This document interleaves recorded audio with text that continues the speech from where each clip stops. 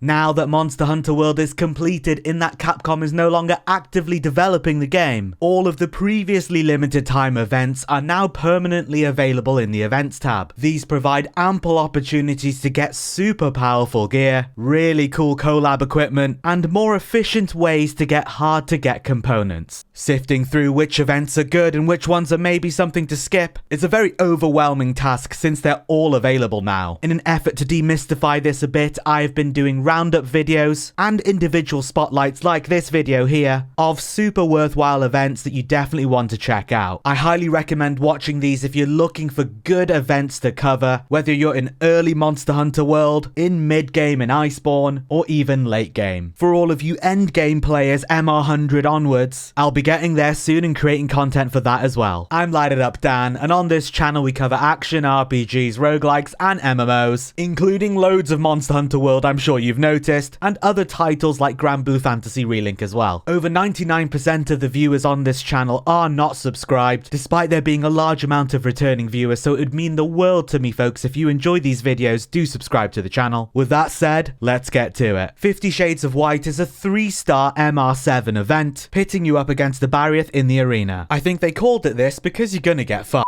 We are after Fest tickets that you get for completing this quest, allowing you to craft some of the best looking weapons in the game, the Guild Palace weapons. For how early you can do this quest into Iceborne, these are fantastic weapons. Getting them as soon as you're able to is going to set you up really nicely on your journey into MR. Barrier is an ice elemental flying wyvern that's very fast moving and attacks in quick succession, both up close and at range. Its attack can cause Ice Blight, which will vastly increase your stamina consumption, leaving you very vulnerable, which will also give you better defenses against its attacks. Alternatively, you can have 3 Blight resist, or even have Resuscitate, which can counterbalance it rather than actually fix it. It's very weak to Fire Elemental and pretty weak to Thunder Elemental as well, so if you've got any weapons with those elements on them, by all means consider bringing them as a priority. One of the very best things you can do with this fight is to break its front 2 arms. This will help so much with its jumping around, as now when it does so, it'll trip a little bit, giving you more opportunities for you to get damage out. 3-part breaker is your best friend here. I now try to have it in pretty much all of my builds regardless of weapon. It's just so useful. Its head is where it takes the most damage, so do try to focus your attacks there and try your best to get part breaks as much as possible, not just the front 2 arms but also on the head on its fangs as well. Whenever you do land off a part break, you'll have another opportunity when it recoils or tips over for you and your squad if you're playing multiplayer to get in and really crack out some damage. I do recommend doing this quest in multiplayer. If you SOS flare, it tends to fill out pretty nicely as it's a very popular event and people want the sexy Guild Palace weapons. If you can, getting off any mounts is another opportunity to topple it over and another high damage window for you and your team. And of course, all Iceborne monsters are designed with the Clutch Claw in mind. Utilize it where possible to tenderize the part so you can get off more damage and crack out those wall bangs too. Even with experience, knowledge, and wisdom, Barrier is still a really tough monster, so keep your wits about you and your focus sharp. Once you're done getting launched so much that you're having flashbacks from Skyrim Giants, you'll be rewarded with your Fest ticket. Hopefully a few of them even. Using this and the other parts that are dropped from this event will allow you to craft your Guild Palace weapons. What I really love about this event is it drops all of the parts from the monster components to the pure crystals all in one place. So all you really need to do is just farm this one event. These weapons look like they're something straight out of Final Fantasy. They have that ultimate weapon vibe and appearance to them. So damn good. And as well as their killer aesthetics, they also have some fantastic raw damage, particularly at the point that you can get these at. With decent white sharpness, 10% affinity, a level 3 decoration slot, and plus 30 defense bonus. That's not all. They can even be upgraded to a rarity 12 version as well, making them even stronger and increasing their affinity even more. These are just all round found a fantastic choice for everyone who's coming into Iceborne and wants some gorgeous, hard-hitting weapons that are going to see them through. Remember, events used to be these things that you could only do for a limited time. That's why the rewards are very often much better than other things that you can get around the same level. I actually covered this event in one of the roundup videos previously, so if you do watch my content, you might have already caught it. But it's so fantastic, it definitely warrants its own video, its own individual spotlight, and that's why I've made this here today. What are your thoughts on the 50 Shades of White quest? Have you run this event? Have you farmed it? Do you have the Guild Palace weapons? Let me know in the comments what you think, and which weapon you feel looks the best. Thank you so much for watching. If you enjoyed the video, you can subscribe for more Monster Hunter World and similar games. As I mentioned earlier in the video, over 99% of the viewers on this channel are unsubscribed, even though we have a large portion of returning viewers. It would mean the world to me if you were to subscribe and become a part of this community here. I also live stream on Twitch with open lobbies doing multiplayer with you folks, and I've opened up my community Discord to everyone, and I would love to have you there. Come and join and get some hunts with each other. I've put all these links in the description for you. But until next time,